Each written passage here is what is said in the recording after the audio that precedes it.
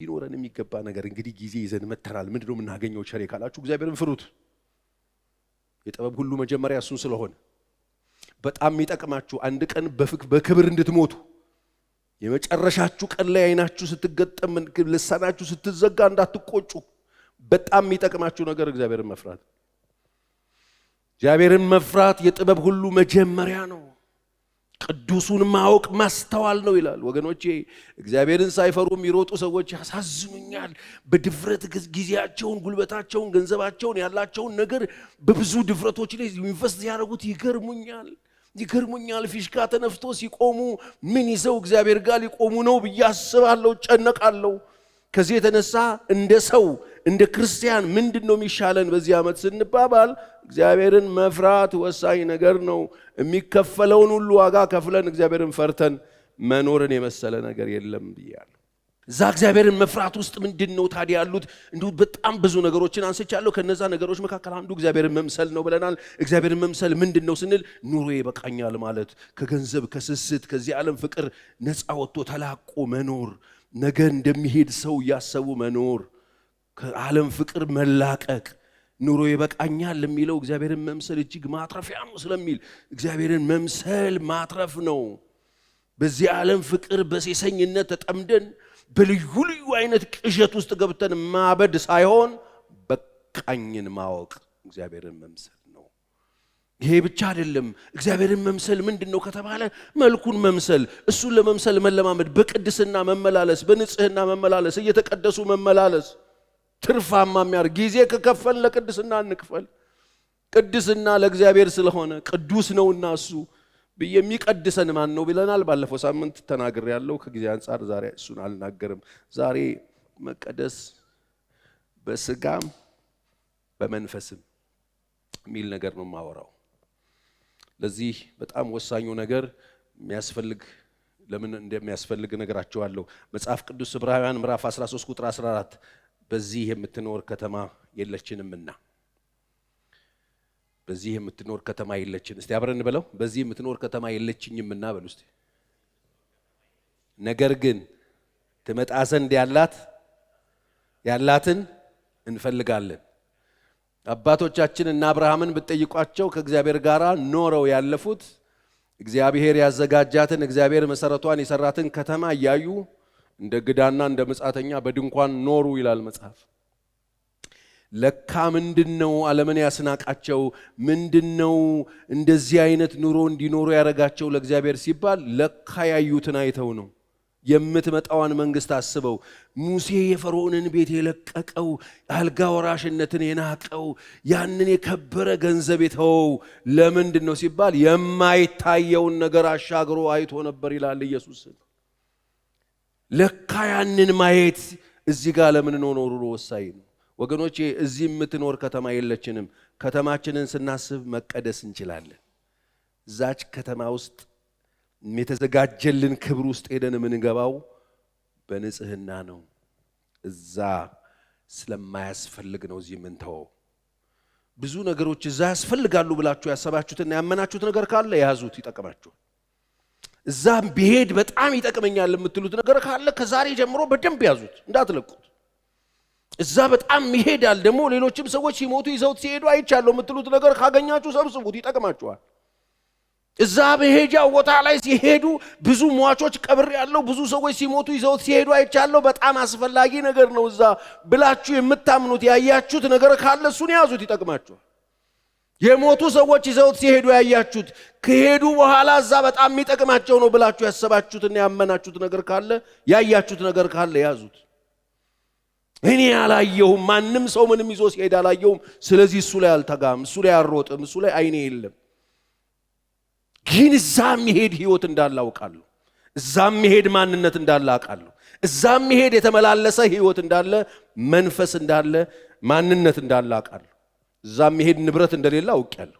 እዛ የሚሄድ ብር እንደሌለ፣ እዛ የሚሄድ ትዳር እንደሌለ፣ እዛ የሚሄድ ገንዘብ እንደሌለ፣ እዛ የሚሄድ ምንም አይነት ቁስ እንደሌለ ተረድቻለሁ።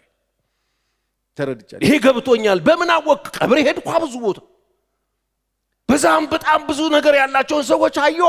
ምንም ነገር የለም። አንዳንዱ ተሻለ የተባለውን ብልጭልጭ ሳጥን ያደርጉለትና ብቻውን ብን ብሎ ይወጣ። ተመቶ ታዝለው አንደርድረው ሄዶ ሲቀጡት አንድ ነገር አብሎት ሄድ አላዩ። እዛም ሄድ ካልሆነ ይቅርባችሁ፣ በዚህ የምትኖር ከተማ የለችንምና ቅድስና ለእግዚአብሔር። አሜን። ምንቀደሰው በዚህ በስጋም በመንፈስም። አንዳንድ ሰዎች ይሄ ስጋ አፈር ነው አያስፈልገውም ሲሉ ሰምቻለሁ። መጽሐፍ ቅዱስ ቅድስና ለእግዚአብሔር፣ ይሄ መጽሐፍ ቅዱስ ስጋ ለእግዚአብሔር እንጂ ለዝሙት አይደለም የሚል ቃል ደግሞ ተጽፏል። ስለዚህ በስጋችሁ እግዚአብሔርን አክብሩት ይላል አይልም?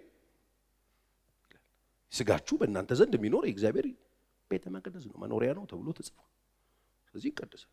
እግዚአብሔር የሚቀመጠው ቆሻሻ ውስጥ አይደለም።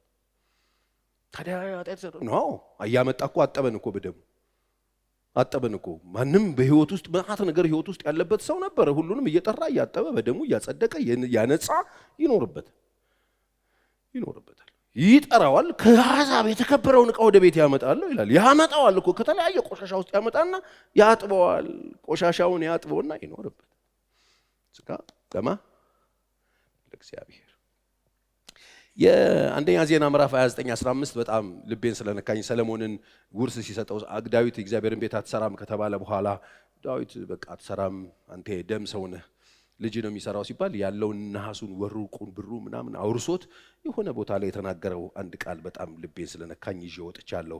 አባቶቻችንም ሁሉ እንደነበሩ ይለዋል።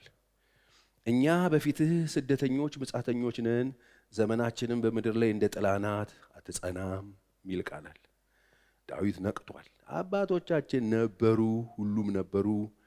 እኛ በፊትህ ስደተኞችና መጻተኞች ነን። ነበሩ ለካ ሁሉም እንደ መጻተኛና እንደ መንገደኛ ኖረውን የሄዱት፣ እኛም መጻተኞች ነን እንግዶች ነን። ዘመናችን ደግሞ እንደምንድን ነው?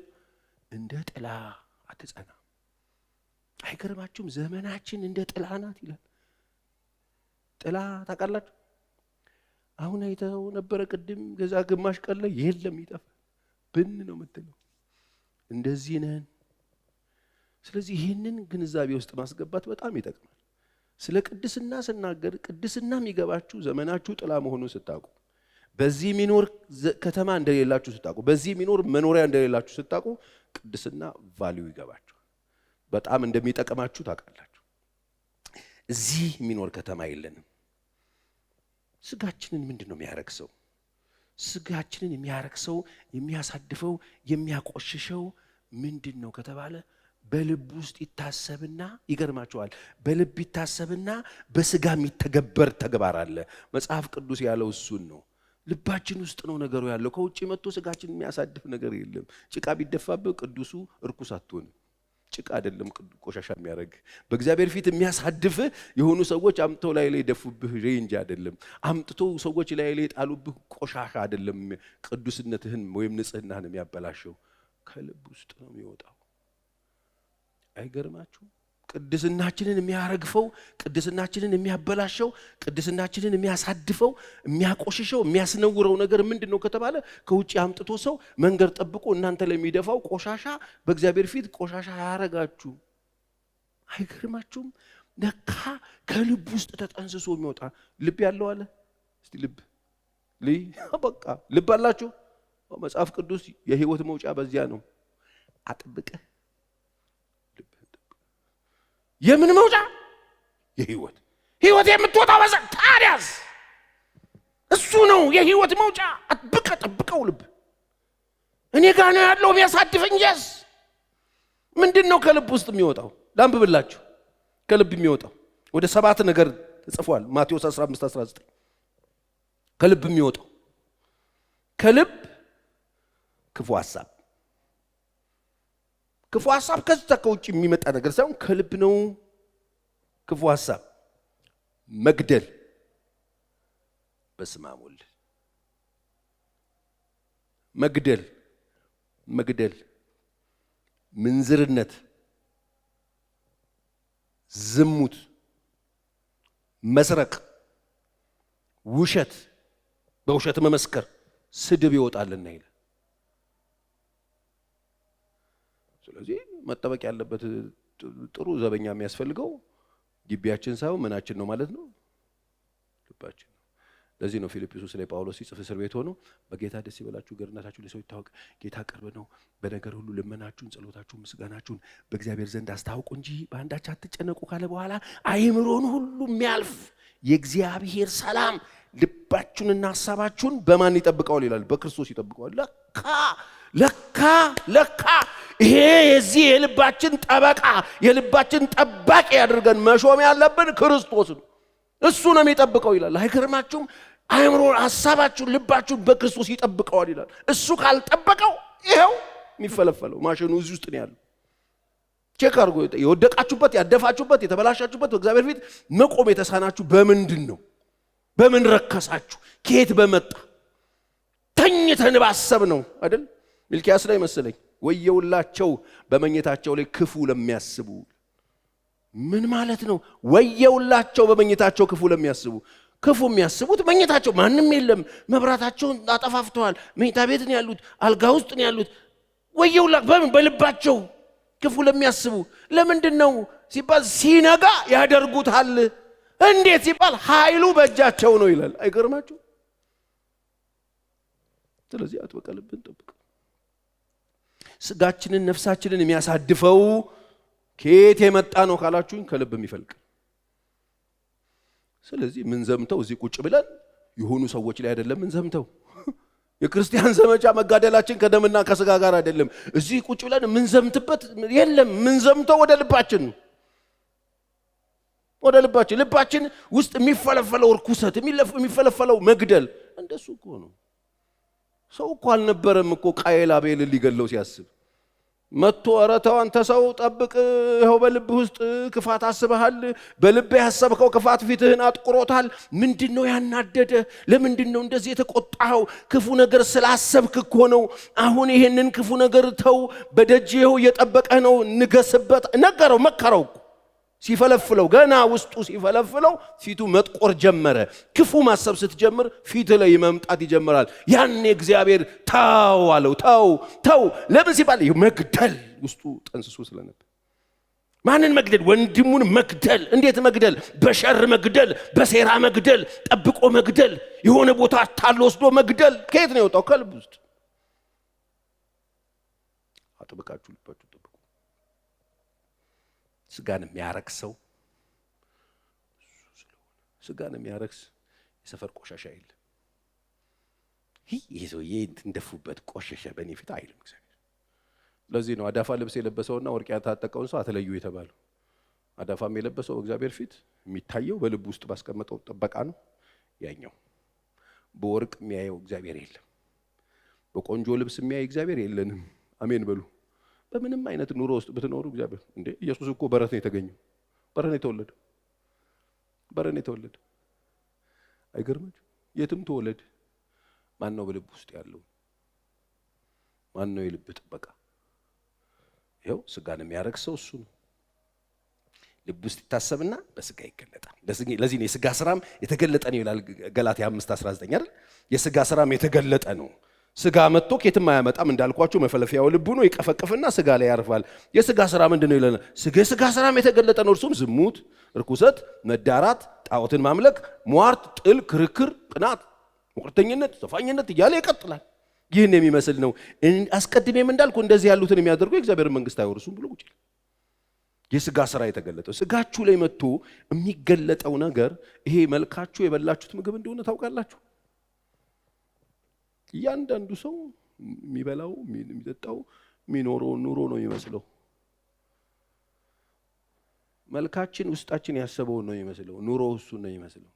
ገላትያ 5:19 ከሆነ በልብ ውስጥ የተፈለፈለው ነገር ምርቱ ገበያ ላይ እየቀረበ ነው። ገበያው እንትኑ ማርኬቱ ያለው እዚህ ሰውነታችን ላይ። ስለዚህ ተቀደሱ፣ መንፈሳችሁን ቀድሱ። መንፈስ ወደ ልብ ስንመለስ አጥብቀ ልብህን ጠብቅ። ለዚህ ነው ሮሜ 12 ጳውሎስ ሲጽፍላቸው ምንድን ነው ያለው? በአእምሮ መታደስ ተለወጡ እንጂ። አያችሁ ቤተክርስቲያን ስትመጡ የሚለወጥ ሱሪ የለም። ሱሪ ሰርተ ቀይር። የሚለወጥ ቤት የለም። ሰርተ ቀይር። እሱ ነግደህ ቀይር። የሚለወጥ ልብ ግን አለ። አሜን። የሚለወጥ ሐሳብ አለ። በአይምሮአችሁ መታደስ ተለወጡ። ልቤ ከዚህ ቀን ጀምሮ ይሄ ማሽን አለው እኮ መፈልፈያ የሌለው መስሏችሁ አለው። የኔም አለው እኮ ድሮ እኮ ይፈለፍል ነበር እዚህ ውስጥ የኔ ልብ ይፈለፍል ነበር። አመጽ ይፈለፍል ነበር። ዝሙት ይፈለፍል፣ እርኩሰት፣ ድብድብ፣ ነውር፣ መግደል፣ ክፋት ይፈለፍል ነበር እኮ ይፈለፍል። መጣና ኢየሱስ በደሙ አጠመው። መጣና ገባ፣ አለቀ፣ ተገዛ፣ በደሙ ተገዛ፣ አለቀ። ትናንትና የማንቸስተር ተጫዋች የነበረ ተሽጦ ወደ አርሰናል እንውሰደው፣ ቼልሲ ብዙ ሰው የለም መሰለኝ፣ ብቻ እንውሰደው ወደ ሆነ ክለብ ስንወስደው ተገዝቶ ስለሆነ የሄደው ከዛ ጊዜ ጀምሮ የፈረመበት ክለብ ተጫዋች ነው። የሚለብሰው ማሊያ የነዛን ነው፣ የሚጫወተው ለነዛ ነው። ከድሮ ክለቡ ጋር ብታገጣጠሙት የድሮ ክለቡ ላይ ያገባል። እኔ አሁን የድሮ ክለቤ ላይ ያገባውበት የድሮ ክለቤ ጂኒ ነው። 24 ሰዓት ሲያሰራኝ ነበር። አሁን 24 ሰዓት ጎል አገባበታል። እንጀኛ ነበር እኮ በዝውውር መጣ። በዝውውር መጣው። በምን ተከፈለ? ደም የሚባል ሂሳብ ከፍሎ ኢየሱስ ከፍሎ በጣም ማይቀመስ ዋጋ ተከፍሎ ከዛኛው ወደዚህኛው ሙቭ አድርገናል። አሁን የምንጫወተው ለዚህኛው ለክርስቶስ። እስቲ በደንብ አሜን። መንፈስን የሚያርክ ሰው ከልብ የሚወጣው ክፋት ነው። መንፈሳችሁን ጠብቁ። መንፈስን ሌላ ነገር አያበላሽ፣ እመኑኝ እኔ። ስለዚህ መንፈሳችሁን መጠበቅ ከፈለጋችሁ፣ ጥሩ መንፈስ እንዲኖራችሁ ከፈለጋችሁ ልባችሁን ጠብቁ። ልባችሁ ውስጥ የሚመረተው አመጽ፣ ቅናት፣ ምቀኝነት፣ ሟርት፣ መግደል፣ ይሄ ሴሰኝነት፣ ርኩሰት፣ ምቀኝነት ምናምን ከሆነ እሱ ምርት ካልቆመ የሚፈጠረው ነገር አይቀየርም። ለዚህ ነው እኔ ሰው የሚያደርገው ነገር አያስጨንቀኝም። ብዙ ጊዜ ስናገር ሰምታችኋል። ሰው የሚያደርገው ነገር አያስጨንቃችሁ። ሰው እያደረገ የምታዩት ነገር እንዳትጨነቁበት። ይልቅ ምንድነው የሚያቀው ነው የሚያስጨንቀኝ። ለምን ካላችሁኝ ሰው የሚያስበው የሚያቀውን ነው። አሁን ቁጭ ብላችሁ የምታስቡት የምታውቁትን ነው የምታስቡት። አስቡ ብላችሁ ከምታውቁት በላይ አታስቡ። ከዛስ አድርጉ ስትባሉ ያሰባችሁትን ነው የምታደርጉት። ስለዚህ ሁሉ ጊዜ የምታውቁትን ነገር መለወጥ የምታስቡትን ይቀየርላችኋል። የምታስቡት ሲቀየር የምታደርጉት ይቀየራል። አለቀ። እየመጣችሁ የዝሙት መንፈስ ተገድሏል ስትባሉ አሜን ብለህ ሄደህ ታዲያ ለምን ትተኛለህ? የእንትን መንፈስ ተሰብሯል አሜን ጌታ ሰው። ከዛ ስትሄድ አጋርጓል ይሄ ያገልጋይ ዝም ብሎ ሸቱን ነው ትላለህ አይደለም። ዋናው እኮ ውስጥ ነው ያለው እኮ ውስጥ ነው። እግዚአብሔር እነዚህ መጠጥ ቤቶች ቢዘጋቸው ይላል። አንዳንድ ሰው መጥቶ አንዳንድ ወንድ ደግሞ በጣም ከከንቱኑ የተነሳ በምድር ላይ ያሉ ሴቶችን እግዚአብሔር ቢጨርሳቸው ይላል። ለምን ሲባል በቃ ጦር ሜዳ ላይ ያደረገው ሰፈሩን ወይ ወንድ በቃ ሴቶች ናቸው። እኔ ወጣ ስለ እነሱን ነው የሚፈትኑኝ፣ እነሱን ቢጨርስልኝ። ለነሱ አይጨርሱም። እግዚአብሔር የሚጨርሰው አንተን ነው። መጀመሪያ ጧ ካረጋ አለቀ፣ ሰላም አገኘን። እግዚአብሔር አንተን ነው ልብህ ላይ ስራ የሚሰራ። ጧ አርጎ የፋብሪካ ከተዘጋ ሰላም እናገኛለን። ወሬ ይቆማል፣ ተንኮል ይቆማል፣ እርኩሰት ይቆማል፣ ምዝርና ይቆማል፣ መግደል ይቆማል። ለምን ልብ ውስጥ ነው ያለው። አብዛኛው ነገር ተጸንስሶ ተሰጥቶ ይፈለፈላል ስጋ ላይ። ራሳችሁን ጠብቁ። መንፈስን የሚያረክ ሰው እሱ። ቅናት ከልብ ነው የሚወጣው፣ ቀኝነት ከልብ ነው የሚወጣው፣ መግደል ከልብ ነው የሚወጣው፣ ምንዝርናት ከልብ ነው የሚወጣው። ኪትም እንዳይመስል ከልብ ውስጥ ነው። ስለዚህ ልባችን ሰፊ ነው። በነገራችን ላይ በጣም ሰፊ ነው ታውቃላችሁ። ግድግዳ የለውም። ጥልቀቱ፣ ትልቅነቱ፣ የልባችን ስፋት ዓለም እንደኛ ልብ አትሰፋ።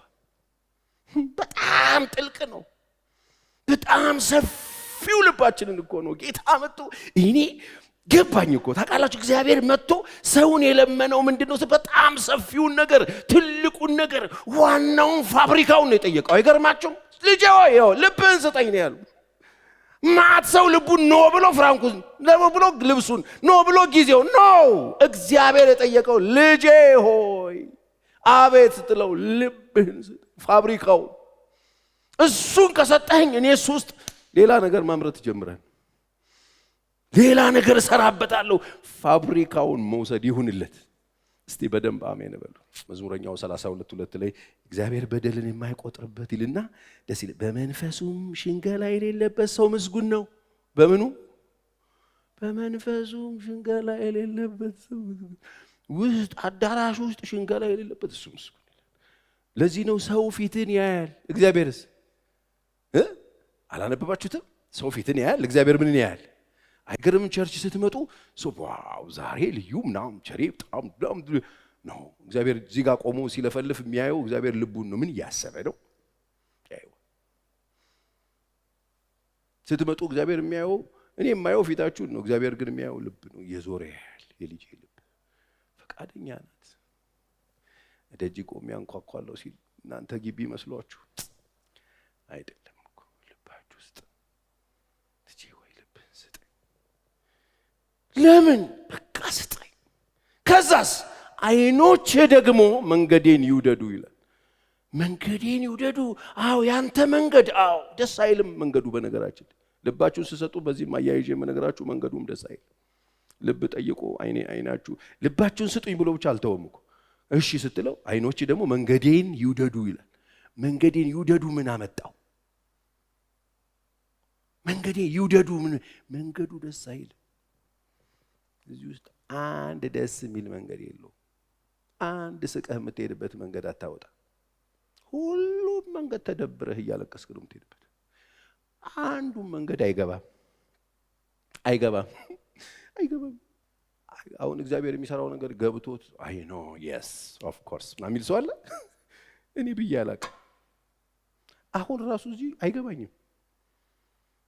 እንግዲህ የሚገባ ግን ያው መስራት ስላለብኝ እሰራለሁ እንጂ አልገባኝም። በቃ እሱ ከገባው ይበቃል ብዬ ነው የምሰራው። ብዙ ማይገቡኝ ነገሮች አሉ። ዝም ብሎ አሁን ኢትዮጵያ ትገባቸዋለች። እኔ አሁን አይገባኝም። ግን እሱ ገብቶት እሱ ከገባው በቂ ነው። ገብቶኝ እኔ አይ ኖ የስ ምናምን ሃሌሉያ ብዬ ሂጅ አላውቅም። ሁሌ ግራ ነው የሚገባኝ። እኔ ቆያው እንደ ስዕል ማለት እኔ አሜሪካን ጋር ታላንት ምናምን አያለው እና አንድ ጊዜ የሆነ ሰዓሊ መጥቶ የሳለ ምናምን ፔን አድርጎ ተጫኑበት። አይታችሁ ታውቃላችሁ? የሚጫኑት ነገር በቃ አትረባም ብለው ቡን ቀይ ነው የሚያበሩበት። ሁሉም ሲያዩት ምንም አይገባም የሚያደርገው ነገር ይሁን ይረጫል ምናምን። ከዛ የመጨረሻው ጴም ሲያደርግ የሆነ አቧራ አምጥቶ ብትን አረገበት እዛ ቀለሙ ላይ። ከዛ ሁሉም አይሆንም ብለው እንደዚህ ቀይ መብራት አብርተውበት ግልብጥ ሲደረግ ስዕል ነው የሚያምር የኢየሱስ ክርስቶስ። ሁላችን ቡጭርቅ አልገባንም። እንኳን እግዚአብሔር ይወል ጎበዝ ሰዓሊ የሚሰራው ነገር አይገባም። ጎበዝ ሰዓሊ አይደለም። እኔ ልጄ ሰዓሊ ናት። እሷም ስለውሎ አይገባኝም። አንዳንዴ ሲጨርሰው ነው የማውቀው። ምን እቃቃ ነው ይመስሉ የሚያውቁ ነው ይመስሉ። እንኳን እግዚአብሔር የጥበብ ሰዎች እንኳን እንዲህ የሚችሉት ነገር ይገባል አይገባም እንላለን። ግልብጥ ሲደረግ ሌላ ታሪክ ነው። ይኸውላችሁ አሁን ህይወታችሁ ውስጥ የሚሰራው ነገር አይገባም። እሱ የገባውን እየሰራ ነው። እስቲ አሜን በሉ። መንፈሳችሁን ጠብቁ። ልባችሁን ስጡት። መቀደስ ትፈልጋላችሁ? በመንፈሳችሁም በስጋችሁ ልባችሁን ስጡት። ልባችሁ ነው ዋናው ፋብሪካው። ቅድስና ለእግዚአብሔር ሃሌሉያ ምናምን ብለህ ስለተንቀጠቀጥክ አትቀድስ። ሺህ ጊዜ እንደዚህ ብለን እናውቃለን እኛ ድሮ። የለም ተመልሰን እዛው ነን። እንደዚህ የለም። የሚቀድስህ ዋናውን ቁልፉን የቤቱን ዋናውን የመጨረሻውን ማንም የማይገባበትን ትልቁን በጣም ብዙ ነገር የደረደርክበትን የሰወርከውን በጣም ጥልቁን ትልቁን ውቅያኖስ የሆነውን ልብህን ስጠኝ። ምን ልታረገው? እኔ ላምርትበት። ይበቃሃል አንተ። ምን ላምርትበት ነው የምትለው? ቅድስናን፣ ፍቅርን፣ በጎነትን፣ ቸርነትን፣ የዋህነትን፣ እርቅን፣ ሰላምን እኔ ላምርትበት፣ ህይወት ላምርትበት ስጠኝ። ቅድስና ስላልን አንቀደስ። ዋናው ካልተያዘ እሱም የጠየቀን እሱ ነው። 2 ቆሮንቶስ 7:1 እንግዲህ ወዳጆች ሆይ የዚህ ተስፋ ቃል ካለን በእግዚአብሔር ፍርሃት ቅድስናን ፍጹም እያደረግን ስጋንና መንፈስን ከሚያረክስ ሁሉ ራሳችንን እናንጻ። ስጋንና መንፈስን ከሚያረክስ ሁሉ ራሳችንን እናንጻ። ስጋንና መንፈስን የሚያረክስ ነገር እንዳልኳችሁ እዚህ ውስጥ ነው፣ ከልብ ነው የሚወጣው። ራሳችንን እናንጻ። በእግዚአብሔር ፍርሃት። አያችሁ ትምህርቱ እዚህ ውስጥ ነው ያለው። እግዚአብሔር ፍርሃት ውስጥ ነው ያለው ቅድስና የሚባሉት። ስለዚህ እግዚአብሔርን ፍሩት። እግዚአብሔርን ስትፈሩ ምንድን ነው የምታደርጉት? ልባችሁ ትከፍታላችሁ ለቅድስና። ልባችሁ ስትከፍቱ ምን ያደርጋል? ስጋችሁን መንፈሳችሁን የሚቀድስ እግዚአብሔር ይመጣል። ከዛስ ከውጪ አሁን እንትና ብላኝ ነው እንትና ስላለችኝ ነው ያደፍኩት እንትና ስለተናገረኝ አይሰራም። ከዚህ ውስጥ ነው የሚወጣው። ከውጭ የሚወጣው አያረክስም። ለዚህ ነው ስለ መብል መተው ሲጠይቁት ወደ ውስጥ የሚገባ አያረክስም ማለት ከውስጥ ምንም የለው። ወደ አፍ ቢገባው አይደለም ያረክሰው። አይገርማችሁ? ሲራኩስ ነው የሚያረክሰው ከአፍ የሚወጣው እዚህ በልብ ተንስሶ ከዚህ የሚወጣው ነው የሚያረክሰው። ስለዚህ እሱ ላይ ራሳችሁን ጠብቁ። ቅድስና ፍጹም የሚሆነው እግዚአብሔርን በመፍራት ነው። እግዚአብሔርን ስንፈራ ወዲያውኑ የምንመለሰው ወደ ዋናው ወደ እግዚአብሔር ጥያቄ ነው። አሁን ማረሳሳት አይቻልም። ቸርች ስንመጣ እግዚአብሔርን ማረሳሳት አይቻልም። በጣም ቆይተን ሹልክ እያልን ጥያቄውን ቀየረው እንደያለን ብንመጣ እግዚአብሔር ማንንም ሰው ቸርች ሲመጣ እግርህን ስጠኝ እጅህን ስጠኝ ብሎ ያውቅም። ልብህን ስጠኝ።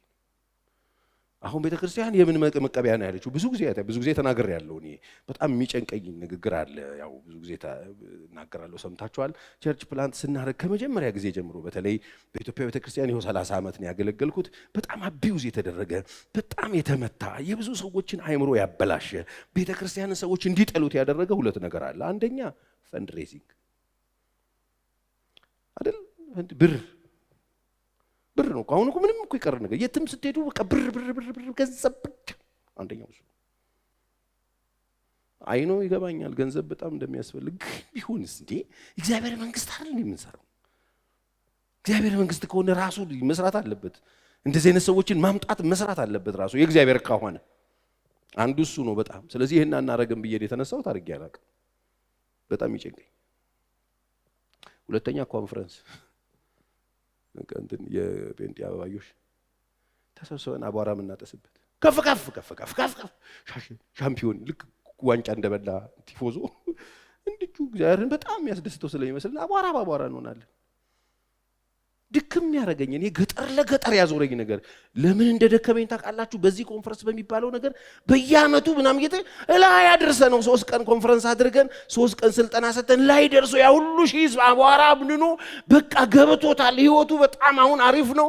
የተጣጠቀ ታጥቋል ብለን ጥለነው ስንሄድ እኛ ለቀነው ስንሄድ ካየሩ ላይ ወርዶ መልሶ እዛው ጭቃ ውስጥ ገብቶ የሚቀጥለው አመት ራሱኑ ስብከቱን ስትሰብኩት እያለ ይዘላል። ይሄ ጨዋታ ነው። ስለዚህ ያዋጣ። ከዚህ የተነሳ እናገራለሁ። ገንዘብ የሚባለው አራተኛ ጥያቄ። አንደኛ የእግዚአብሔር ጥያቄ ልብህን ስጠኝ። ሁለተኛ የእግዚአብሔር ጥያቄ ሰውነትህን ስጠኝ። ስጋችሁ የእግዚአብሔር ቤተ መቅደስ፣ ሰውነታችሁን ቅዱስና ሕያው መስዋዕት አድርጋችሁ ለእግዚአብሔር ታቀርቡ ዘንድ በእግዚአብሔር ርኅራኄ እለምናችኋለሁ። እግዚአብሔር ሁለተኛ የሚጠይቃችሁ ሰውነታችሁ፣ አካላችሁ። ሶስተኛ ጊዜያችሁ፣ ጊዜ ለእግዚአብሔር እግዚአብሔር ታይም ሰጣችሁታል። ዛሬ እስቲ እግዚአብሔር ጋር አባቢን ላዋራው እስቲ ናፍቆኛል አባቴ ብለን አዋርተነዋል። አለ ካለ አዋርታችሁት የሆነ ሳሎን አባታችሁን ጥላችሁ እናንተ ሰርቪስ ቤት ያለ ሽንጉጥ ያለ አባታችሁን አስቡት። ዳዲ እንዴት ዋልክ? ሰላም ነው ውሎ? እኔ ልጆች አስለምደውኛልና ይደብረኛል። እነሱም ዝም ሲሉኝ እኔም ዝም አላቸው። እንዴት ነበር ውሎ ይሉኛል። ግባቀበሉ ትንሹም ትልቁ ጥያቄ ይጠይቃል። ከኔ ጋር ሚት ማድረግ ይፈልጋሉ። እኔም ደስ ይለኛል። እግዚአብሔር ደስ የማይለው ይመስላችሁ?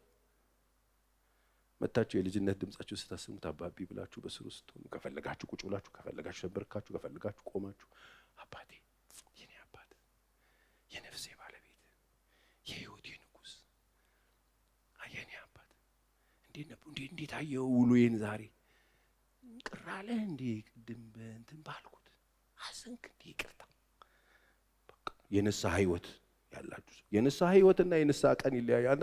እንዴ የንስሐ ወር ነው ያለው እንትን ነው አንድ ላይ በጀት የሚዘጋው ጳጉሜ ነው። አሁን ደግሞ የንስሐ ጊዜ የንስሐ ህይወት በየቀኑ ቅር ካለ ይሄን አባት ይቅር በለኝ እርዳኝ፣ ስጋችንን ለሱ ቅዱስ መስዋዕት አድርገን አስራት የጊዜ አስራት ታውቃላችኋል። ከ24 ሰዓት 2 ሰዓት ከ40 የእግዚአብሔር ነው። 2 ሰዓት ከ40 ሁሉ ቁጭ ብዬ ከፋፍለው 2 ሰዓት ከ40 ከፈለክ ለ6 አካፍለው በሆነ ሰዓት ቁጭ ብለህ ጥሞና ይዘህ እግሮችን እንዲያደርገህ እሱን የምታስብበት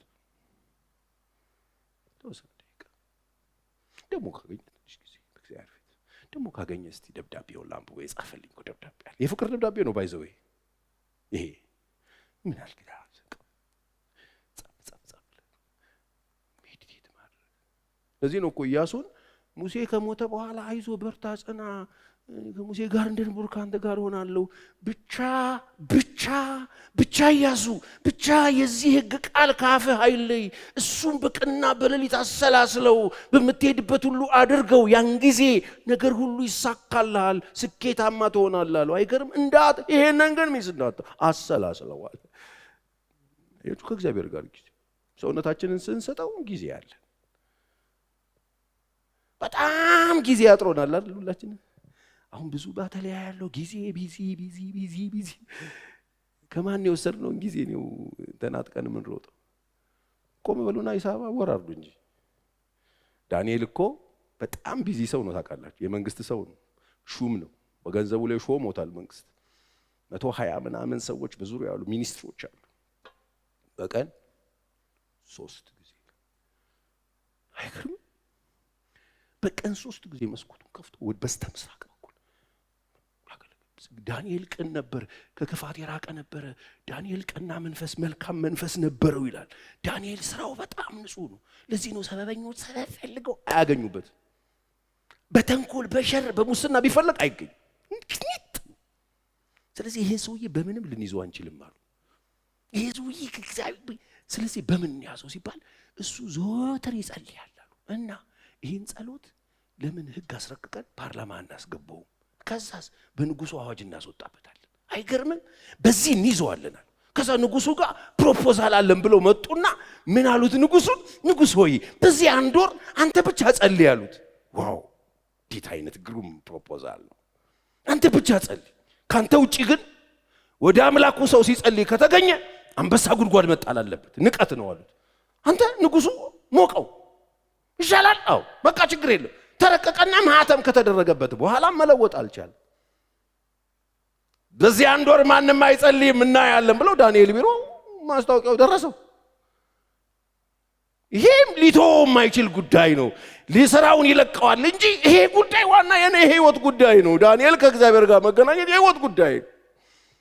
ስለዚህ ተደብቀው ጠበቁት። ዳንኤል ደግሞ ቀድሞ እንደሚያደርገው ይላል። ወረ ይኸውላችሁ ጸሎት ችግር ሲመጣ ትዝ የሚላችሁ ትዝታ መሆን የለበት። የብዙ ሰዎች ችግር ጸሎት ትዝ የሚላቸው ጭንቅ ሲመጣ። ጻድቅ ይላል በምቹ ጊዜ ወደ አምላኩ ይጸልያል። ብዙ የጥፋት ውሃ በመጣ ጊዜ ወደሱ አይገባም አያገኘውም ይላል።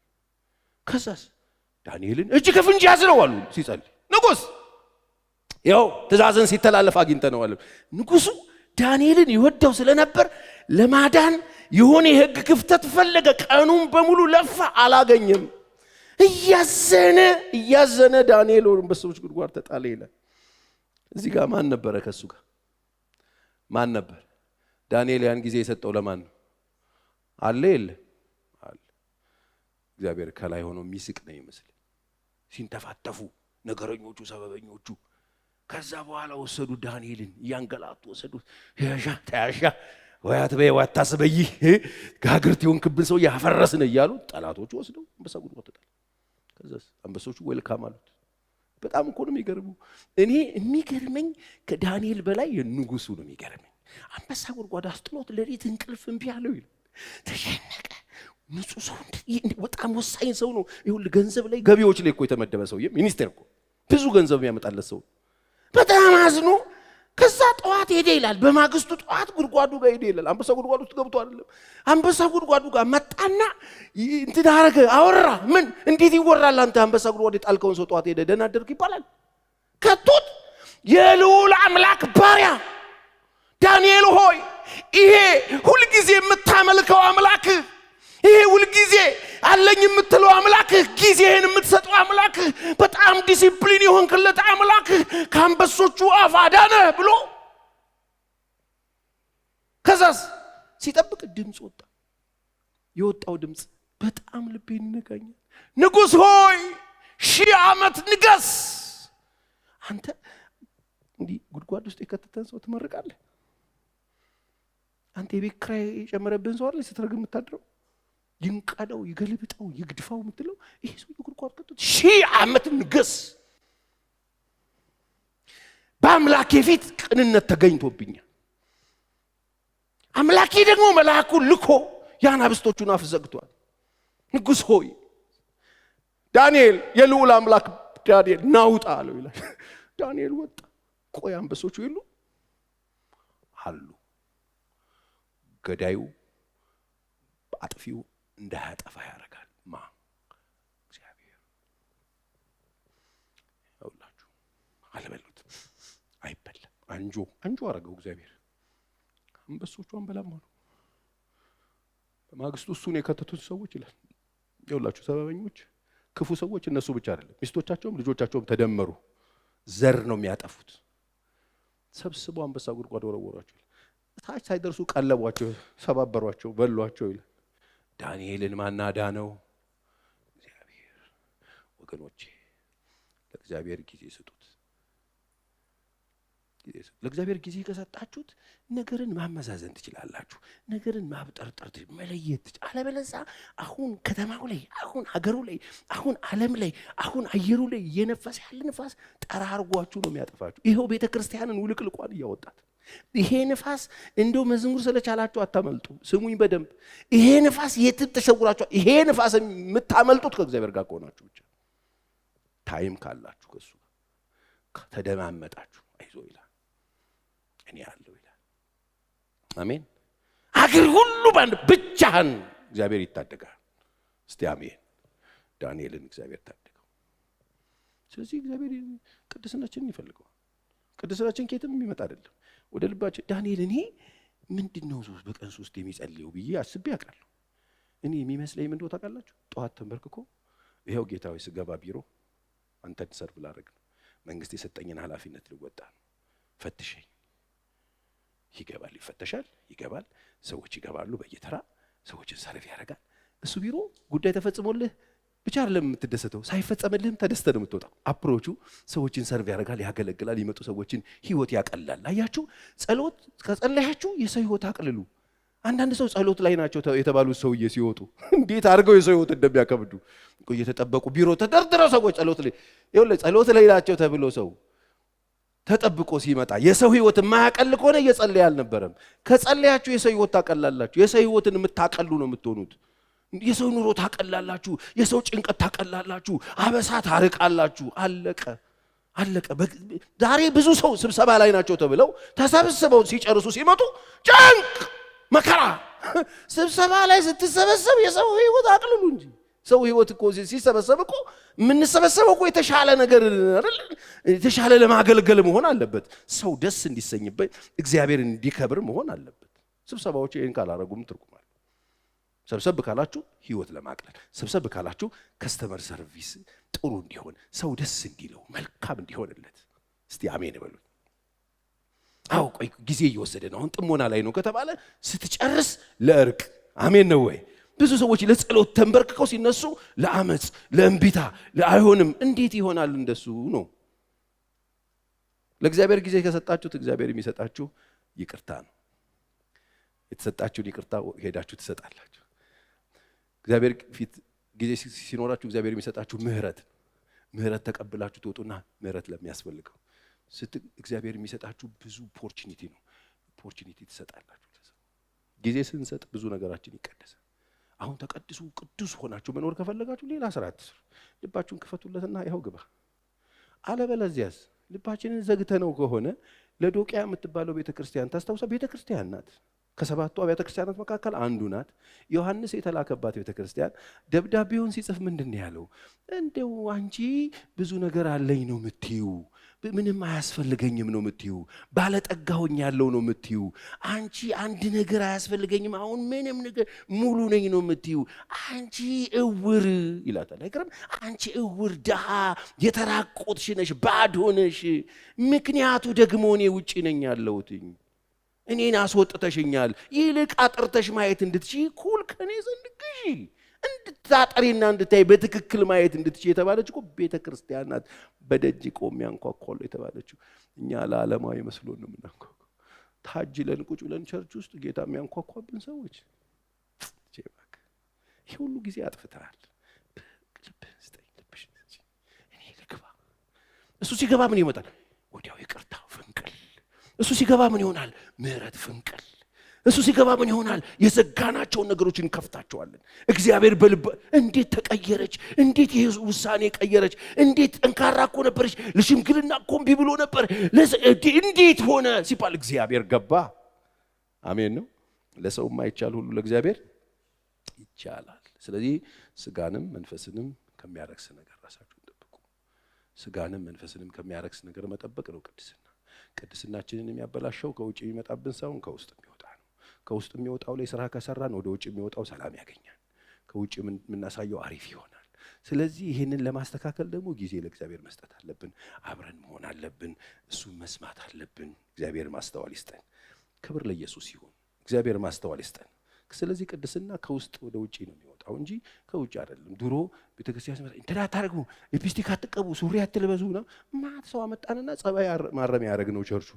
ማት ገጀራ ልብ ያላቸው ሰዎች መጥተው ልብሳቸውን አስተካከሉ። ቸርች መጥተው ዝርፍፍ አሉ። መጥተው ገጀራ ለሰውም ለእግዚአብሔር መንቢ የሚሉ አይለኛ ሞገደኛ ሰዎች፣ አመፀኛ ሰዎች፣ ቂመኛ ሰዎች፣ ተንኮለኛ ሰዎች፣ ሸረኛ ሰዎች፣ በጥላቻ የተመቱ ሰዎች ሰበሰብን ቸርች ውስጥ።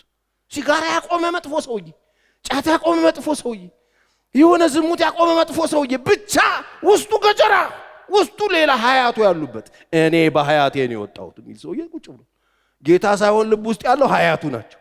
በእኛ በዘራችን የሚል ማት ዘነዘና ያዙ ሰዎች ቸርች ውስጥ ቁጭ አሉ። ለዚህ ነው እኮ በጣም ዘግናኝ ነገር ትንሽ ኮሽ ባለ ቁጥር የምናየው። እኔ ሬናውርድ ቦንኬ ኢትዮጵያ ውስጥ የመጣ ጊዜ ያየሁት ቲያትር፣ እኔ ገና አዲስ ነኝ ወደ ጌታ እንደመጣሁ 1 ዓመት 2 ዓመት ነው ነገር ቸርች ውስጥ ለመግባት አንተ ሰው ክርስቲያን ጭንቅላቱን እንዲረገጠ ልቅቅኝ አንተ ወንድም እንትና ይዛ ወንድም ምናምን የለም ምናምን ወረፋ የሚጋደሉ ስድብ አይነት ያው እግዚአብሔር ነበርኩ። ፋየር ኮንፈረንስ ተብሎ ሰውየው ወኪሱ እሳት ይዞ ይመጣ ይመስል ተሰብስቦ ህዝቡ ሲፋጭ አይቼ እንዴ ነገርን ያቶች ተራም አላየሁትም። ይሄ አዲስ ነው ለኔ። ቸርች በተጨ እንግዳ ነው ለኔ። ለዚህ ነው እኮ ልቡን ያልሰጠ ገጀራ ሰውዬ እኮ ነው ቸርች ውስጥ ይሰበሰብ አለ ወይ ነው ተከፍቷል ወይ ነው ሎክ አድርገህ ነው በፓስወርድ ቆልፈው እዚህ መጥተህ ጌታው ያለው ምናምን ብንል አይሆንም። ግዴላችሁ ልባችሁ እናንተ ጋር ነው ያለው። እሱ ደግሞ ወሳኝ ነው። እኔ መግቢያ ላይ ነግሬያችኋለሁ። ብዙ ዋጋ ከፍላችሁ በብዙ ድካም በብዙ ጣውረድ ተሰብስባችሁ መጣችኋል። ጊዜያችሁን የሰጣችሁኝ መጣችሁ። ጊዜያችሁን በጣም ውድ ነገራችሁን አመጣችሁ ርካሽ ይዛችሁ አትሄዱ። እኔ መመክራችሁ ውዱን ይዛችሁ እንድትሄዱ ነው። ውዱ ደግሞ የትኛው ነው? እዛ አብሯችሁ የሚኖረው አሜን። እዛ ይዘን የምንሄደው ህይወት፣ እዛ ይዘን የምንሄደው ማንነት፣ እዛ ይዘን የምንሄደው ስራ፣ እዛ በፊቱ ስንቆም ይዘነው የምንሄደው ማንን ነው ይዤ የሚሄደው በሉና ጠይቁ። እሱ ሰውዬ በጣም ወሳኝ ነው። ስለዚህ ራሳችሁን ጠብቁ። አሜን። ወደ ልብ ግባ፣ ወደ ልቤ ግባ። ለዚህ እኮ ነው ጌታ ኢየሱስ ሆይ እና ኪሴ ግባ ነው። ወደ ምን ይገባ? ገብቷል ወይ? ከገባ ምርቱ ቆሟል ማለት ነው። ማሽኖቹ ተግባራቸውን ቀይረዋል። ያንኑ ማሽን እሱ ሴታፑን ያስተካክለውና እንኳን እግዚአብሔር ወንድም የመርካቶ ሰዎች እንኳን የሆነ ለኮንጎ የገዙትን ማሽን ቀይረውት ማዳበሪያ ይሰፉበት፣ ቀይረውት ለሆነ ነገር የመጣው ማሽን ተቀይሮ የሆነ ተግባር ይፈጽማል። ይኸውላችሁ እናንተ ውስጥ የተፈጠረው በእግዚአብሔር የተሰራ። ለዚህ ነው እኮ አስቀድሞ ያዘጋጀው መልካም ስራ ለመስራት በክርስቶስ ተፈጠርን የሚለው። ክፋት እየሰራን ተገኘንና አመጣንና ቀየረንና አስቀድሞ የተዘጋጀው መልካም ስራ ወደ ተፈጠረበት ወደ ዋናው እሱን እኮ ነው አምጥቶ ሴታፑን አስተካክሎት ምርቱ እንዲቀየር የተደረገው። ታዲያ ኬት መጥቶ ውሸት፣ ኬት መጥቶ አመጽ፣ ኬት መጥቶ ክፋት፣ ኬት መጥቶ ጠብ፣ ኬት መጥቶ እምቢተኝነት፣ ኬት መጥቶ ማን ነው እዚህ ውስጥ የፈለፈለብን ካላችሁ ሰይጣን አይደለም፣ ልባችሁ። ስለዚህ ልባችሁን ክፈቱለት። እሱ ሲገባ የማይወጣ የለም። አሜን። እሱ ሲገባ ሁሉ ልቅ ይላል በተራ መጽሐፍ ቅዱስ ብርሃን በጨለማ ላይ ይወጣል፣ ጨለማም ከቶ አላሸነፈውም። የዚህም ቤት ሁሉ ጨለማ የገፈፈው መብራቱ ነው። አሁን መብራቱን ብናጠፋው ጨለማ ነው። ትንሽዬ አንዷን አምፖል ብው ብናረጋት ጨለማው የት ገባ ሳይባል ነው የሚጠፋው። ህይወታችንን ያጨለመብን ኑሯችንን ያጨለመብን የዛኛው ጨለማ ፊታችን ላይ እንዲወጣ የዛኛው ጨለማ ኑሯችን ላይ ሀገራችን ላይ እንዲወጣ ያደረገውን ያኛውን ዋናውን ያ በጨለማ የተወረሰውን ልብ ከፍተንለት ያ ብርሃን የሆነውን ኢየሱስ በቃ ናገባ ደጄ ላይ ማቆም አታንኳኳም ስንለው እሱ ብርግድ አድርጎት ሲገባ ሁሉም ነገር ወገግ የት ገባ ምን በላው እስክትሉ ድረስ ጨለማችሁ ይበላል። እስቲ አሜን። ክፋት ከህይወታችን ምን እኔ እኮ እንደዚህ አልነበረም ድሮ ማስበው አሁን እንዴት እንደዚህ ያሰብኩ እንድትሉ ያረጋችሁ እግዚአብሔር ይርዳ። ልብህን ስጠኝ። ለምን ዋናው ማሽኑ እዛ ውስጥ ስለሆነ ያለው ምርቱ እዛ ነው ያለው ከውጭ አይደለም ከውስጥ። ስለዚህ ስትጾሙ እንኳን ስትጾሙ ጥሩ ነው። መጽሐፍ ቅዱስ ስለ ጾም ሲናገር አንተ ፊትህን ተቀባ ነው የሚለው አይደል? ጾመኛ ምናምን ለምሳሌ ብዙ አታካብድ የኔ መጽሐፍ እንደሱ ይላል። ማቴዎስን አንብቡ። ተቀባባ እሱ አይደል ሰውን የሚያረክሰው ነገር ይሄ የምትበላው የምትጠጣው የምታይ አይደል ከውስጥ የሚወጣው ምን ተመረተ። ስንጾም ምርቱን ነው እኮ በደንብ አብዝተን አውጥተን ለመስጠት ነው የምናመርተው። ከእግዚአብሔር ጋር ጊዜ ከወሰደ ሰው እኔ አንዳንድ ሰው ዘጋው ብሎኛ ቃል አንዱ ዘጋው ብሎ ሲመጣ ሰው የሚዘጋ ሰው አለ። ዘግቶ ቆይቶ መጥቶ ዘግቼ ነው የከረምኩት ብሎ እንዴት ነው ጾም አሪፍ ነበር? አዎ ዘግቻለሁ። ከዛ ሰው መጥቶ ሰላም አትባባሉ እንዴ? ከሱ ጋር ጉዳይ የለኝም። ዘግቶ ነው የቆየው። ዘግቶ ተመልሶ ለፍቅር ለሰላም ለእርቅ የለም። ዘግቻለሁ፣ ጸሎት ላይ ነኝ። እሺ ደውሎ ነበር፣ የሱስ ስልክ አላነሳ። ዘግቷል፣ ጸሎት ላይ ነው፣ ግን ለእርቅም ለፍቅርም ለሰላምም የለም። የዘጋው ራስህ ላይ ነው። በሩን ራስህ ላይ የዘጋው ጌታን እንዳታየው ነው የዘጋው። በኢየሱስ ስም መከፈት ይሁንልን። እንጸልያለን። ቅድስና ለእግዚአብሔር። ቅድስና በስጋ ብቻ የሆነ ነገር አይደለም። ቅድስና የውስጥ የሐሳብ የስሜት ነገር ነው። እስቲ ልቤን ይኸው በሉት። ይኸው ልቤ ልጄ ሆይ ልብህን ስጠኝ። ምን አይነት ለማኝ ነው ዛሬ የመጣብን? ገንዘብ ስጠኝ አይልም እንዴ? እኔ ልሰጠው እፈልጋለሁ። ኖ ልጄ ሆይ ልብህን ስጠኝ፣ ልጄ ሆይ ልብሽን ስጪኝ። አይኖቼሽ መንገዴን ይውደዱ ይላል እግዚአብሔር። በስጋም በመንፈስም እንድትቀደሱለት እግዚአብሔር ይፈልጋል። ወገኖቼ ይሄ ትምህርት ይሄ እግዚአብሔር ሐሳብን ለመስማት እዚህ ቦታ የመጣችሁ በጣም ጎበዞች፣ ጠንካሮች፣ እግዚአብሔር የረዳችሁ ሰዎች ናችሁ። ይሄ ጆሮን የሚያሳክክ ትምህርት፣ ለሰሚው ደስ የማይል ትምህርት፣ ትውልዱ ይሄን አይፈልግም። ይሄ ግን የሚሄድ ይሄ ግን አንድ ቀን በእግዚአብሔር ፊት ይዘነው የምንቆመውን ሰው የሚያቆነጀው ትምህርት፣ አንድ ቀን በፊቱ ስንቆም በዚህ የምትቆይ ከተማ የለችንም። በዚህ የሚኖር መኖሪያ የለንም። መኖሪያችን ሀገራችን በሰማይ ነው፣ ከእርሱ ጋር ነው። አንድ ቀን በቅድስናው ግርማ ፊት እንቆማለን። ጌታዬ ሆይ እንድትረዳኝ እንድታግዘኝ ና ግባ ወደ ልቤ። በጣም ጥልቅ ነው፣ ሰፊ ነው። በጣም ሰፊ ነው፣ ትልቅ ነው። ትልቁን ለመነን አይገርማችሁ? ትንሹን ቤታችንን አይደለም የጠየቀን። በካሬ የሚለካውን ሰፈራችንን አልጠየቀን፣ ገንዘባችንን አልጠየቀን። ልጄ ሆይ ልብሽን ስጪ። እኔ የምፈልገው እሱን፣ እሱ ጋር ላምርትበት፣ ጽድቄን፣ ቅድስናዬን፣ ህይወትን ላምርትበት፣ ፍቅርን ላምርትበት፣ ማዳንን ላምርትበት፣ ትውልድ የሚታደግን መድኃኒት ላምርትበት።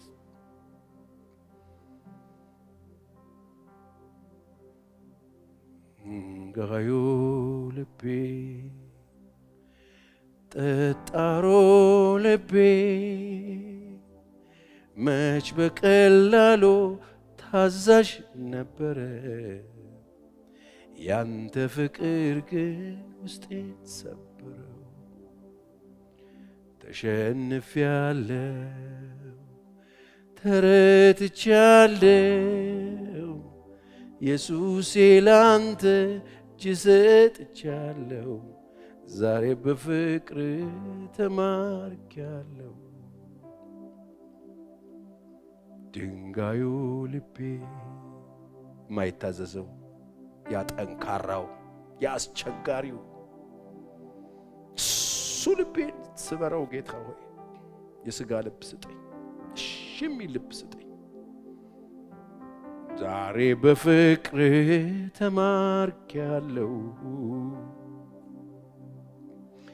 ድንጋዩ ልቤ ጠጣሮ ልቤ መች በቀላሉ ታዛዥ ነበረ ያንተ ፍቅር ግን ውስጤን ሰበረው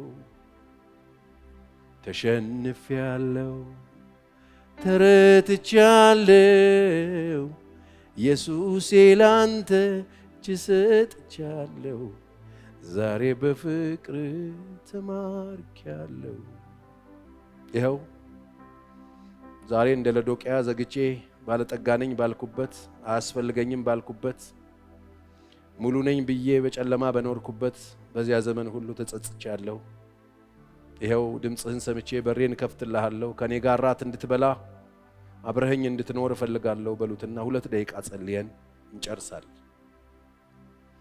እርዳኝ የኔ አባት በሉት የመጣነው ጸሎት ቤት ነው የመጣነው የጌታን ቃል ልንሰማ ነው የመጣነው የወዳጃችንን ድምጽ ልትሰማ ነው ዛሬ የእረኛውን ድምጽ የሰማ ሰው ካለ በመካከላችን እረኛ ደጅህን የቀበቀበ ነው ልጄ ሆይ ልብህን ስጠኝ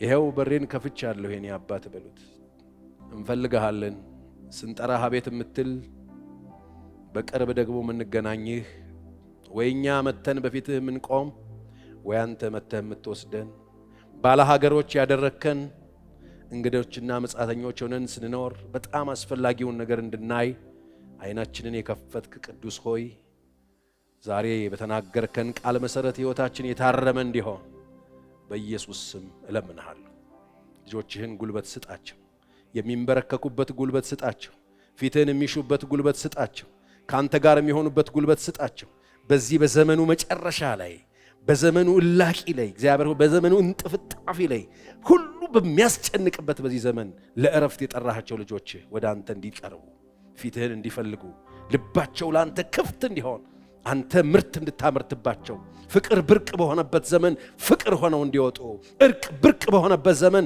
ለእርቅ የሚወጡ ሰላም ብርቅ በሆነበት ዘመን ሰላምን ይዘው የሚወጡ እግዚአብሔር ሆይ ረፍትን ይዘው የሚወጡ ቅድስና ለእግዚአብሔር ብለው የሚወጡ ኃያላን እንዲነሱ በኢየሱስ ስም ጸልያለሁ ሁሉ ለወሬ ለሰበር በሚሮጥበት በዚህ ጊዜ ለሰላም የሚሮጡ እግሮች ከዚህ ጸሎት ቤት ይውጡ እግሮቻችሁ በኢየሱስ ክርስቶስ ስም በሰላም የተጫሙ ይሁኑላችሁ ሰላማችሁ እንደ ወንዝ ይፍሰስላችሁ የሕይወት ውሃ ወንዝ ከሆዳችሁ ይፍለቅላችሁ ለሚያዩአችሁ በረከት ሁኑ ለሚሰማችሁ በረከት ሁኑ ለናንተ ለምትወጡበት ለምትገቡበት ሁሉ ፈውስ ያርጋችሁ የቃላችሁ በኢየሱስ ስም ይጽናላችሁ የረገጣችሁትን ውረሱት እግዚአብሔር በነገር ሁሉ ከናንተ ጋር ይሁን መንገዳችሁ ሁሉ የቀና ይሁን የአምላኬ እጆች አብሯችሁ ይውጣል መልአኩን ከፊታችሁ ይስደድላችሁ አባቴ ከክፉ ሁሉ ይጠብቃችሁ ሁሉ ጊዜ ያ ብርሃን ከናንተ አይለይ ሌሊት በእሳት አምድ ቀን ደግሞ በደመና እንደመራቸው እንደ እስራኤል ቤቶች